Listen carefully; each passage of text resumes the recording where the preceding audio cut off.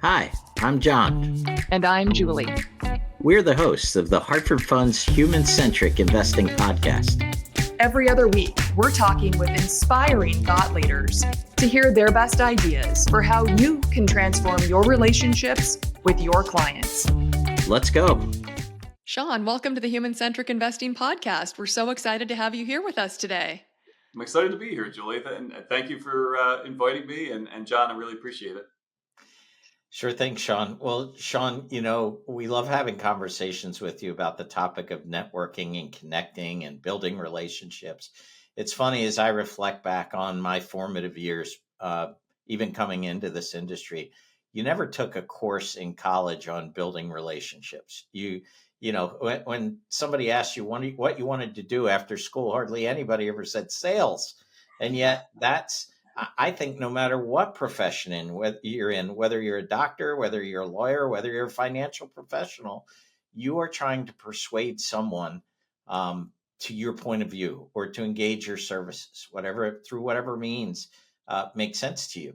And so my question to you to lead off our podcast today is, you work with industries and professionals of all stripes, not just financial services. What are some of the trends that you're seeing happen out there in terms of how it changes the client professional relationship? It's a great question. And it's funny, we were chatting about this before, and there's actually like a interesting inverse relationship where I was at KPMG for 15 years. The first 5 years was in tax. The last 10 was in sales. And so that's my upbringing. And then now that I'm out here doing a lot of sales, relationship development, coaching, and consulting, I'm in a lot of different industries, like you mentioned. Some of the industries, a good portion of them, are audit, tax advisory, consulting, law firms, engineering firms.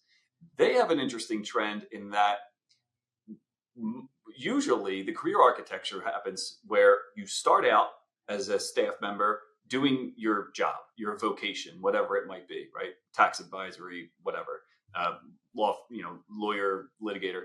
So you're doing the action, and then after about 5 years, after have your feet under you, you are a self-described subject matter expert. Then they layer on the people management stuff, and they say, "Hey, you're a manager now. Manage the next crop of direct hires," and that kind of thing. So you do that for a few years. And then you move up to the sales conversation. And now you want to become partner. Now you want equity. Now you want to be managing director, SVP. And now they start layering in, okay, well, then you're going to have to go out and sell. And there's pushback as these individuals are saying, well, I'm 12, 15 years into my career. I know this was coming, but this was never encouraged. And so sales is almost like their third career by the time they get to it, versus a lot of your listeners are sort of the inverse of that. They come in knowing that if you want to be successful here, you have to sell. You have to build your book of business, assets under management. Like, this is the focus. And then as they progress through their career, now they have the people side, and now they have a little bit more of the, create the white papers, be the subject matter experts in other areas. But the people side of it comes in. So it's an interesting relationship where it's sort of inverse. I think where you are in your career when you begin the sales journey is really important. In the other industries that I mentioned, you can't sell anything if you don't know what you're talking about. That's just flat out, because these are high the consulting, law firms, engineering contracts. If you've never done the work, you can't sell it, right?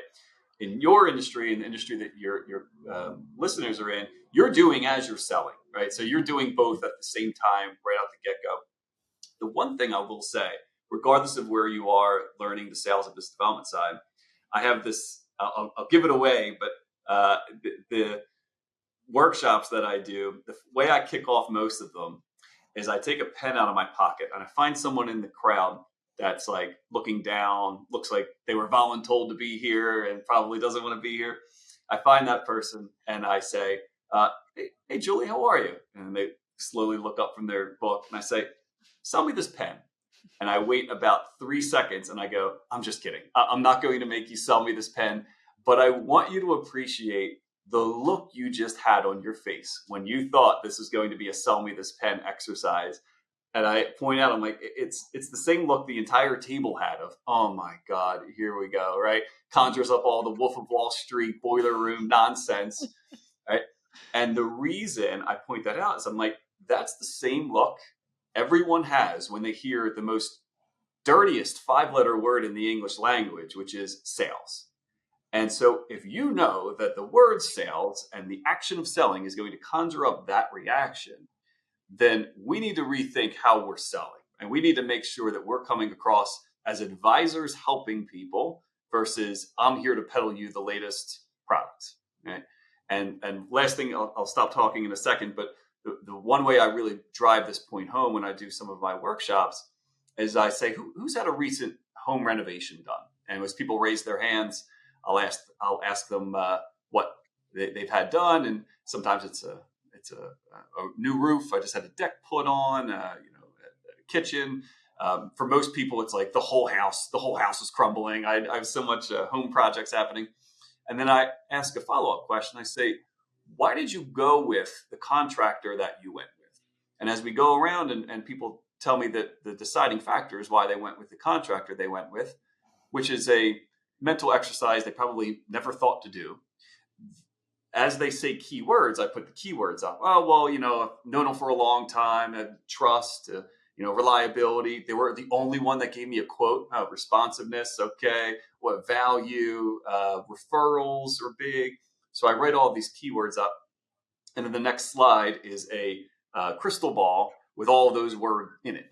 And I'm like, the key point here is, do I look like a fortune teller, in my Miss Cleo to date myself a little bit? I'm not a fortune teller here. So how is it that I knew that these were your buying patterns, that these characteristics are what contribute to you buying? Also, everyone in the room, are these characteristics that you feel like you can exhibit on a day-to-day basis? Quality, trust, like reliability, responsiveness. These are easy things. So maybe the idea of sales, if we stay away from that 5-letter word, what are we really doing? We're advising people and we're making sure that we exhibit these behaviors on a regular basis so that people feel like they're buying, not that we're selling. And I'll wrap this up with a phrase here. People want to feel like they bought. They don't want to feel like they were sold to. And I use that home renovation example because that is the one area for some reason we always felt like we bought, right? And I got a great guy for you. Oh, you should use my deck guy. And we don't feel like we were sold to ever. And so I like to use that example because it's like that's the kind of mentality we're trying to display with our clients and our prospects. I love that reframing of that. How do we do that? What are some activities that you work with your coaching clients on to begin that process? Because obviously none of this happens overnight and it's not in one activity or one conversation. Obviously it's, multiple activities, multiple conversations, and really obviously starts with yourself and your own mindset, I would imagine. But how will you walk us through how to begin this process of sort of transforming? Yeah, absolutely. I mean, and we've talked about this a little bit before in terms of making sure that we're doing whatever we can to make them more successful, learning about them as individuals, keeping in mind the fact that I know I have a quota. I carried a bag for 10 years that was in the millions and millions. And every year it started back to zero. And I would look at my goal. I'd have 1.5 million in the pipeline and a goal of 22 million. And I'm like, that pressure of every conversation have meaning so much to parse that out and make sure that doesn't influence the conversation is really important. You don't want that old gal needs a sale kind of feel when you're talking with clients and prospects. So establishing that trust is really important up front. Another area that I try to hit on as much as I can with people is the referral aspect is massive. I mean, it can't be understated. If you look at I think it was the American Marketing Association or the American Marketing Journal, I think, just came out with a study last year that said 80% of B2B decisions are made from a referral. The person awarded the work or the company awarded the work came through a referral. Developing COIs, developing referral bases is fundamental and is key. And you bypass, it's like you get to the sixth date up front, you bypass all of that upfront work of developing trust and all that kind of thing. And all you need to do is make sure you're reiterating what this person heard when the referral came through and then following through appropriately. And so when I help a lot of my clients audit their network, a lot of times what we look at is, and I hear this phrase sometimes where they say, I go to this networking event or I go to this conference. And I don't know, it doesn't feel like the right people are in the room. I hear that a lot. Just didn't feel like the right people were there. Mm-hmm. And I challenge that notion because I'm like, who are the right people? What does that mean? Like an active buyer? Do you think you're just going to just meet active buyers all the time that are ready to just buy? It doesn't work that way. Sales cycles are very long. We know that. But also, just because, like the two of you right now, you might not buy my services ever. However, we're having a podcast here. We're building a little bit of a relationship. There's a good chance you might be able to refer me into other organizations that you're a part of. And so building those referral connections up front and adding them and auditing your network to say who's a buyer, who's a referral source, who's someone that could grant me access to rooms that I might not otherwise have access to.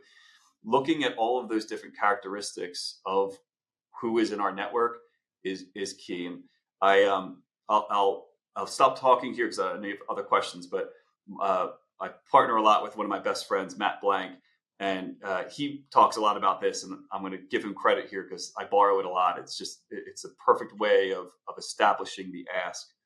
When you're making an ask for a referral or for work itself, I think that's where a lot of us get caught up, especially early career professionals, because they know how important it is to get to that signature at the end. And so they'll maybe either go too direct or not direct enough. And hey, if you know of anybody that could, maybe buy my services or could use some help, let me know. And they go the passive route, or they say, are you ready to sign on with me? And they go way too direct. The way Matt and I kind of frame this out is there's really just three main words to start every ask, whether it's asking for a referral or asking directly for business. And it's just if, could, and will, from less passive to from more passive to more direct. If is just, hey, if you know of anybody or if you have any more questions about your financial planning, let me know. Right? There's no real ask there. It's just if, and the person will say, oh yeah, sure, absolutely, I'll keep you in mind. And then they look at their inbox and they completely forgot about the ask. Right? So if is much more passive. It's just a way of sprinkling it in, letting them know that you're here, and maybe on the third or fourth interaction, you'll move a little bit more to the direct side. The more direct side is could and will. So John, I noticed you're connected with so-and-so over here who could buy my services or can help me in some way. Hey, could you do me a favor? Could you maybe make an introduction to that person that could really help me out, right? Now I'm asking you something. And will is even the most direct. All right. I'm looking over my to-dos here. John, you and I are going to connect to talk about that other thing. Hey, Julie, will you do this thing for me? Will you invite me to that next conference that you're going to so I can join you and, maybe we could network together? Very direct. I keep saying the last thing I'll say. But the last thing I will really say on this topic is whether it's if, could, or will, the important part, especially for early career professionals, but it applies to everybody. If you're like me, who likes to talk, I love to talk, this is going to be the hardest part for you. Is once you make the ask, shut up. Just stop talking. Let that silence linger. I talk all the time with one exception, which is immediately following an ask. So could you make that introduction for me? And just looking into my eyes, you're like, oh my God, they'll fill that void so quick. They'll volunteer for stuff you didn't even ask for. Yeah, no problem. You know what? I'll do you one better because that's not really the decision maker on you. And they go nuts. They go nuts because they hate that silence. And so if you're like me and you don't like awkward silences and you like to talk, really mentally prepare yourself. If that ask is coming and you know you're going to be making the ask to this individual, be sure to get ready for that forced silence and let them volunteer for all of the activities that you need them to volunteer for. So that was sort of scattered all over the place, but hopefully that was helpful. Absolutely. Sean, I have a question thinking about that, the business development acumen, if you will, kind of knowing that I've got to work on building my business. And I'm thinking specifically about two different types of financial professionals, and I'm not going to leave the third out. The two are the young professional that's just joining the industry. The second is someone that maybe built a career in another industry, has retired, and now is joining the financial services industry with which they were unfamiliar prior. And then the third, which I'll leave on the side for now, is the old dog new tricks. Right? I've been in the industry forever. I'm pretty good at what I've done. I've been pretty successful. Do I need to re-examine my system? But let's talk about those first two groups. And here's my question. So this is the young professional or the person that is starting for the first time in financial services, maybe after a successful career. When you think about building a network, do you physically draw out what that network might look like? Like sometimes I think we try to keep it all up here in our heads, like, oh, I've got family members, I've got friends, I've got businesses. Do you use any kind of a mapping technique when you think intentionally about networking or beginning to build these business relationships? For sure. I mentioned it's a great question. And I mentioned it earlier. The when I help people audit their network, we have a spreadsheet that's all the different characteristics of what I call your network ecosystem. Your network is an ecosystem. Everybody plays a part. And I'm talking down to restaurateurs. I know a few restaurateurs. They can't buy my services. Maybe they can make referrals, but that's not really what they're there, because if I want to entertain a prospect or a client, I can text one of those people and say, hey, carve me out a little VIP area off to the corner and make me look good. I mean, all the way down to throughout your network, how all of these people can possibly contribute to this network ecosystem you've built. So one, I like to illuminate that for people, that it's not just buyers and non-buyers. It's buyers, referrals, and everybody down the list. So that's one. Two, again, I like to play in whatever CRM system they're using, Salesforce, HubSpot, you name it, and make sure that they're setting that up so that the information that they're putting in is then contributing to the longer sales cycle of what it might be. What I would also say for the early career professionals is, and I don't want to paint with too broad of a brushstroke, but in this virtual world, I don't think, God, I hope I don't get in trouble for this. I don't think management overall was prepared for the level of difficulty building a network in this virtual world has. I say that because I lived both. So I was in sales when I walked halls and knocked on doors, and I knew that, John, if I didn't see you today, I'll see you tomorrow. You probably had something going on, but I know you get Starbucks at 8:15 every morning, and so I'll be here again, and we'll happenstance run into each other. We don't have that luxury anymore. That luxury of spontaneity was removed from us. Also, the luxury of knowing that if I invite you to an event, you'll probably go. We're not doing that anymore. People are going to events with utmost intentionality, because I'm a father of three now. When someone invites me to something, I'm home though, and my kids are used to, Taco Tuesdays. And so now I've seen what it's like to be here, and comfortable and not have to deal with traffic and not have to do all these things. So now inviting me to an event, if I'm the prospect, the need for absolute intentionality is really fundamental, because there's a really good chance I'm just going to say, hey, I wish I could, but not going to be in the city, or not going to be there, or I have to take Eric to baseball tonight, whatever the excuse might be, versus, well, I'm in the city anyway, I'll stop over for a drink, say hello, right? It's different. So I would say overall, none of us were prepared for those massively different changes. For the early career professionals who are trying to build that network, like, that was a luxury I had. I knew that if you were my client, I was going to find you one way or another because I knew where it was. Now it might not happen. So I think we need to really dive deeper into helping early career professionals, build their virtual brand so that we're walking the halls virtually at our clients and our prospects. I'm very big on that with early career professionals. Again, I'm not talking like TikTok, like let me do a dance while I talk about interest rates. I'm talking more about like LinkedIn and stuff like that. I think it's really important to walk the virtual halls, have your image, your likeness, who you are, show up in people's feeds so that they know what you're about, they know you exist. I think that's really important for the early career professionals.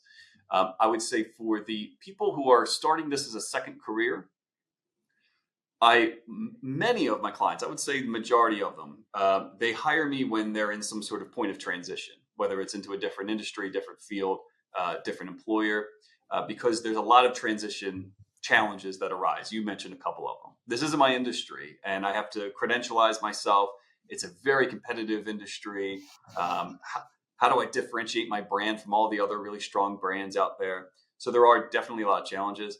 What I would say is I initially in the first month try to help my clients realize that whatever industry they came from brings a whole lot of value to the new industry that they're in.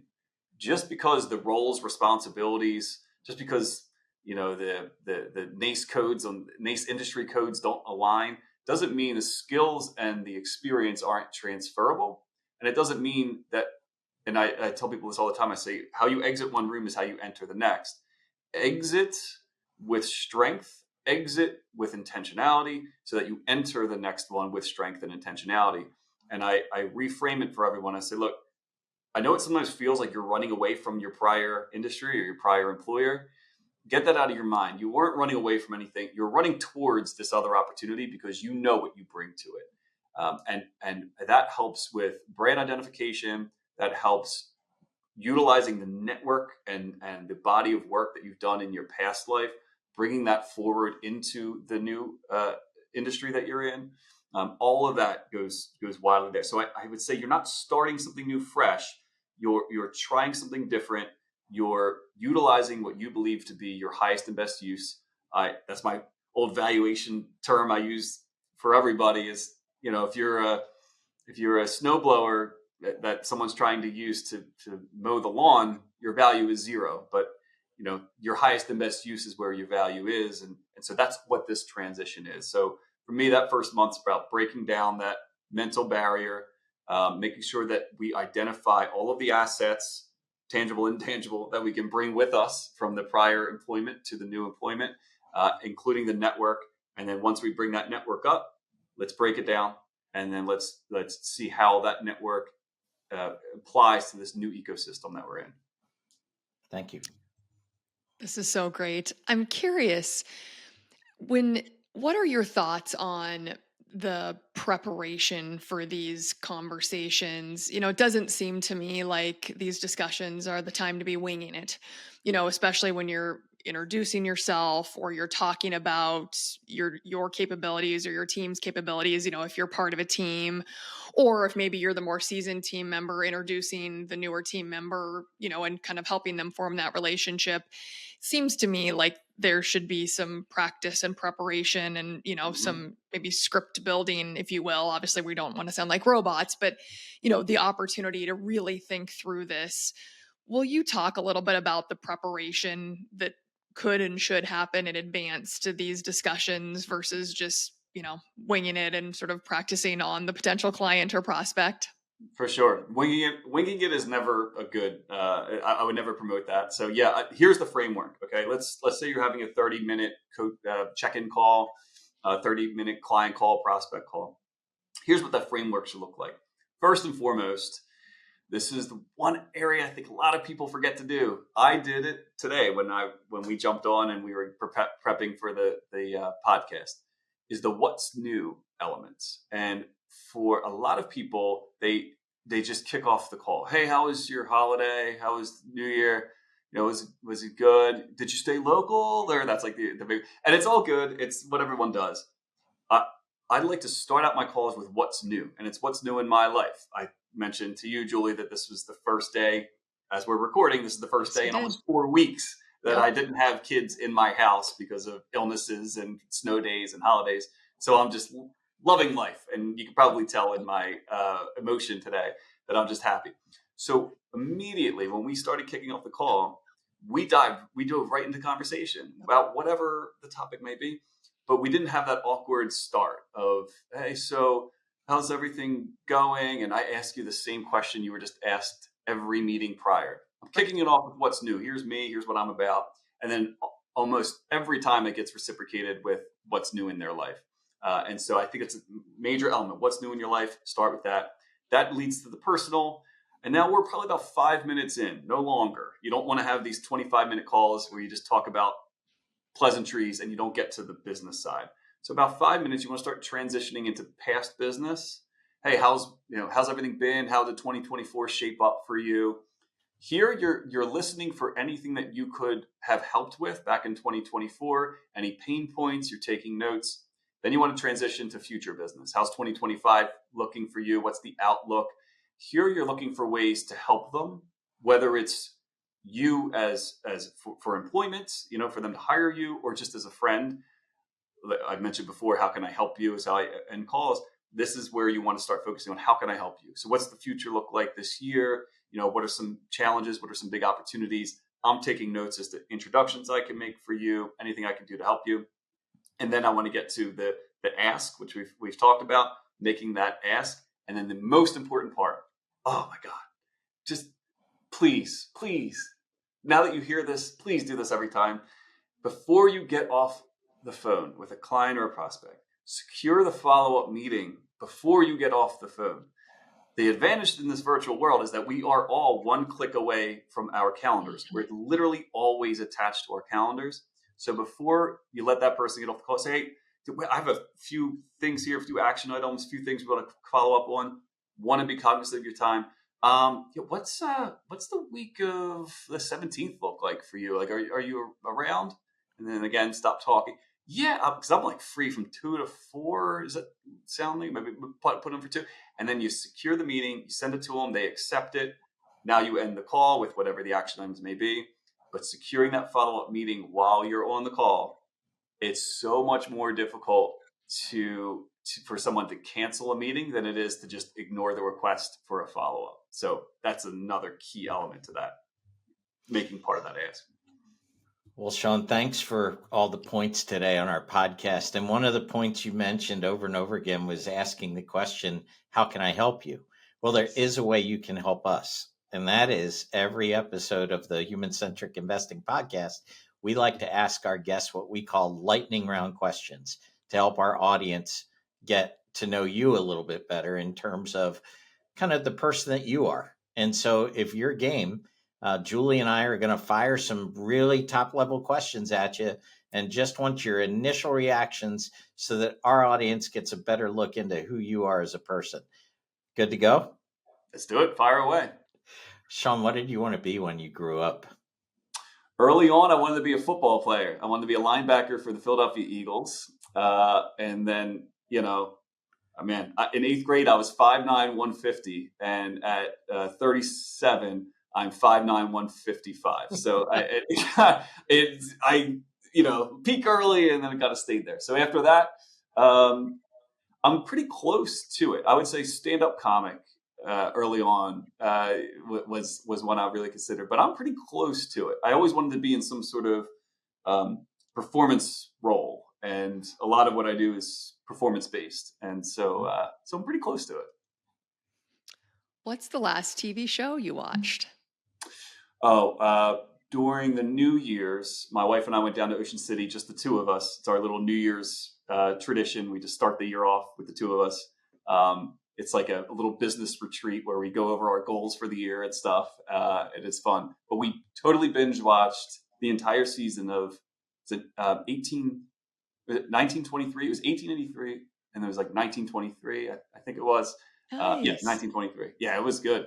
Yeah, I love that whole series. So my last question, Sean, do you use a paper to-do list or a digital to-do list? Oh man, paper. Good. With an asterisk, in case my wife listens. It's like paper, and then I take shots of it and I send it to her because she's the very organized one. I'm the, creative. I love to be out talking to people, and she's the one that's like, don't forget, you told them you would send the proposal by Friday. She's my backup. Still feels good to cross things off the paper, though, doesn't it? I don't know. There's just something about that. And then that little cheat code where you write something you've already done just to cross it off. Yes. You do that too? You. Yes, I do. My husband catches me all the time. He's like, did you just add the thing we just did? And I'm like, you're darn right I did. I really want to cross it off. So I'm glad I'm here to do that too. Yeah. And for me, my last question is, what's the first concert you went to? Oh man, this is going to be so embarrassing. It was if it was Miley Cyrus, it's okay, Sean. I don't remember the name of it. Oh no, it was you could just sing a song if you want. D.O.B. or something. I forget. It was like a grunge. I don't even know what D.O.B. I think it was called. I forget. They had like one really good song. Must have been a good concert. It was. I would say. Yeah, it was an embarrassing band. I think it was like D.O.B. or I forget what the name of it was, but it was a long time ago. And then my favorite concert that I've been to, I would say I would say the Lumineers. The Lumineers are really fun. Very cool. I call them at the Mann Center. Yeah. Excellent. Well, we can't thank you enough for joining us here on the Human Centric Investing podcast to share your insights. And for our listeners, if you're interested in learning more, Sean has a book called That Was Awkward: 7 Secrets of an Awkward Networker. And also, he is a speaker, as he also mentioned. You can look him up on LinkedIn, Sean Hand, or email him at sean@sellbyhand.com. Again, thank you so much for sharing all of your networking insights with us today. We can't tell you how much we appreciate it. I had so much fun. Thank you so much for having me. Thanks for listening to the Hartford Funds Human Centric Investing Podcast. If you'd like to tune in for more episodes, don't forget to subscribe wherever you get your podcasts. And follow us on LinkedIn, Twitter, or YouTube. And if you'd like to be a guest and share your best ideas for transforming client relationships, email us at guestbooking@hartfordfunds.com. We'd love to hear from you. Talk to you soon. Hartford Mutual Funds may or may not be invested in the companies referenced herein. However, no particular endorsement of any product or service is being made. The views and opinions expressed herein are those of the guest, who is not affiliated with Hartford Funds.